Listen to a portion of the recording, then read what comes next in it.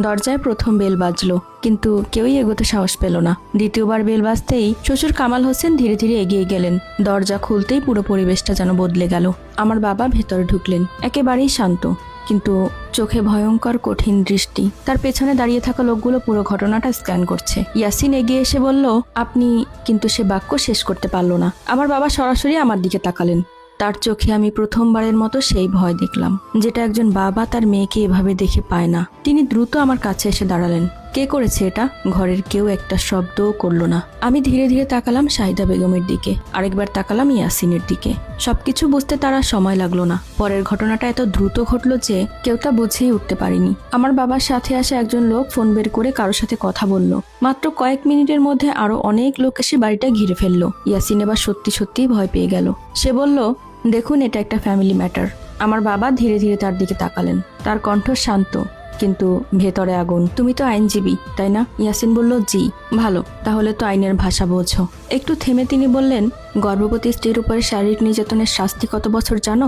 ইয়াসিন এবার পুরো চুপ। আমি তখন আর দাঁড়িয়ে থাকতে পারছিলাম না। হঠাৎ আমার চোখ ঝাপসা হয়ে গেল, সবকিছু দুলতে লাগলো। শেষে আমার যেটা মনে আছে, আমার বাবা আমাকে ধরে ফেলেছিলেন, আর কেউ একজন বলছিল, অ্যাম্বুলেন্স আনো। হাসপাতালের সাদা সাদা আলো চোখে পড়তে আমি ধীরে ধীরে জ্ঞান ফিরে পেলাম। আমার পাশে বসে আছে আমার বাবা, তার চোখ লাল। তিনি আমার হাত শক্ত করে ধরে রেখেছেন। ডাক্তার কি বলেছে? আমি কাঁপা কাঁপা গলায় বললাম। তিনি একটু থামলেন, তারপর খুব ধীরে বললেন, বাচ্চা এখনো আছে, কিন্তু তোমাকে খুব সাবধানে থাকতে হবে। আমি পেটের উপরে হাত রাখলাম। মনে হচ্ছিল আমি আমার সবকিছুই হারাতে বসেছিলাম। কিছুক্ষণ পর দরজায় নক হলো। একজন পুলিশ অফিসার ভেতরে ঢুকলেন। আমার বাবার দিকে তাকিয়ে সম্মান দেখিয়ে বললেন, সব ব্যবস্থা হয়ে গেছে। আমি অবাক হয়ে তাকালাম। বাবা শান্তভাবে বললেন, মেঘলা, তুমি আর ওই বাড়িতে ফিরছো না। আমার বুকের ভেতরটা কেমন যেন হালকা লাগলো, কিন্তু একই সাথে একটা ভয়ও কাজ করছিল। বাবার চোখ শক্ত হয়ে গেল। ইয়াসিন এখন নিজের কাজের ফল বুঝবে। সেদিন রাতেই ইয়াসিনের জীবনে প্রথমবারের মতো সবকিছু নিয়ন্ত্রণের বাইরে চলে গেল। সে বুঝতে পারলো এবার সে ভুল মানুষের সাথে ভুল করেছে। সেই মেয়ে তার সবচেয়ে বড় বিপদ হয়ে দাঁড়িয়েছে। আমি হাসপাতালের বেডে শুয়েছিলাম। জানালার বাইরে তাকিয়ে হঠাৎ মনে হলো, এই প্রথম আমি সত্যিকারের নিঃশ্বাস নিতে পারছি। কোনো ভয় নেই, কোনো চাপ নেই, শুধু আমি আর আমার অনাগত সন্তান। কিন্তু আমি জানতাম এটাই শেষ না, এটা শুধু শুরু। হাসপাতালে সেই রাতটা যেন শেষই হচ্ছিল না। মাঝে মাঝে নার্স এসে প্রেসার চেক করে যাচ্ছিল। স্যালাইনের ফোঁটা ধীরে ধীরে আমার শরীরে ঢুকছিল। আর প্রতিটা মুহূর্তে আমি শুধু একটা জিনিসই অনুভব করছিলাম, আমি বেঁচে আছি। আমার বাচ্চাও এখনো বেঁচে আছে। কিন্তু আমার ভেতরে যে মেয়েটা এতদিন সবকিছু চুপচাপ সহ্য করেছিল, সে আর আগের মতো নেই। সে বদলে গেছে পুরোপুরি। আমার বাবা তখনও আমার পাশে বসেছিলেন। পুরো রাতে একবারের জন্য তিনি ঘুমাননি। তার চোখে ক্লান্তি ছিল, কিন্তু তার চেয়েও বেশি ছিল রাগ আর অপরাধবোধ। হঠাৎ তিনি খুব ধীরে বললেন, আমি ভুল করেছি মেঘলা। আমি তার দিকে তাকালাম। তিনি আমার হাতটা শক্ত করে ধরে বললেন, তোমাকে একা ছেড়ে দিয়েছি আমি। ভেবেছিলাম তুমি সুখে আছো। আমি ভেবেছিলাম তুমি নিজের মতো করে জীবন করেছো। কিন্তু আমি বুঝতে পারিনি তুমি কতটা কষ্টে ছিলে। আমার চোখ আবারও ভিজে উঠল। আমি বলতে চাইনি আব্বু, আমি আস্তে বললাম, আমি চেয়েছিলাম সব ঠিক হয়ে যাক। তিনি মাথা নাড়ালেন।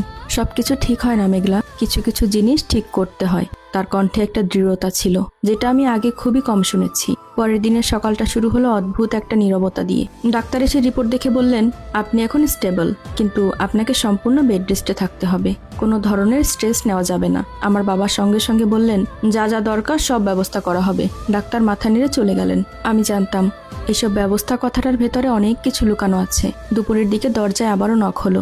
এবার ঢুকলেন একজন মধ্যবয়স্ক ভদ্রলোক, স্যুট পরা, হাতে কিছু ফাইল। তিনি ভেতরে ঢুকে আমার বাবাকে সম্মান দিয়ে বললেন, স্যার, সব ডকুমেন্ট রেডি। আমি অবাক হয়ে তাকিয়ে রইলাম। বাবা আমার দিকে তাকিয়ে শান্তভাবে বললেন, মেঘলা, এরা আমাদের লিগ্যাল টিম। আমার বুকটা ধুকধুক করে উঠল। Legal team?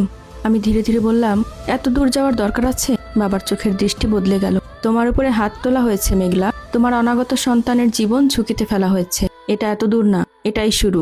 এই ভদ্রলোক ফাইল খুলে একে একে বলতে শুরু করলেন, আমরা ডোমেস্টিক ভায়োলেন্স অ্যাসল্ট এবং attempt to harm unborn child, এই 3টা চার্ট প্রস্তুত করেছি। আমি থমকে গেলাম। এত বড় বড় শব্দগুলো যেন মাথার ভিতরে ধাক্কা দিচ্ছিল।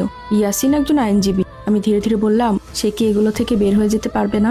লোকটা হালকা হাসলো। ম্যাডাম, আইন সবার জন্য সমান, আর আপনার বাবা আছেন। আমি তখনই বুঝলাম আমি এতদিন যা লুকিয়ে রেখেছিলাম সেটা আসলে কত বড় শক্তি ছিল। ঠিক তখনই বাবার ফোনটা বেজে উঠল। তিনি ফোনটা দেখে একটু থামলেন, তারপর ফোনটা রিসিভ করলেন। ওপাশ থেকে কি বলা হচ্ছিল আমি শুনতে পাচ্ছিলাম না, কিন্তু বাবার মুখের অভিব্যক্তি ধীরে ধীরে শক্ত হয়ে উঠছিল। আমি আগেই বলেছিলাম। তিনি ঠান্ডা গলায় বললেন, এটা এখন আর শুধু পারিবারিক বিষয় নয়। কিছুক্ষণ চুপ থেকে আবার বললেন, না, আমি কোনো আপোষ করব না। ফোনটা কেটে দিয়ে কিছুক্ষণ চুপচাপ বসে রইলেন। আমি বুঝতে পারলাম ওপাশেই ইয়াসিন ছিল।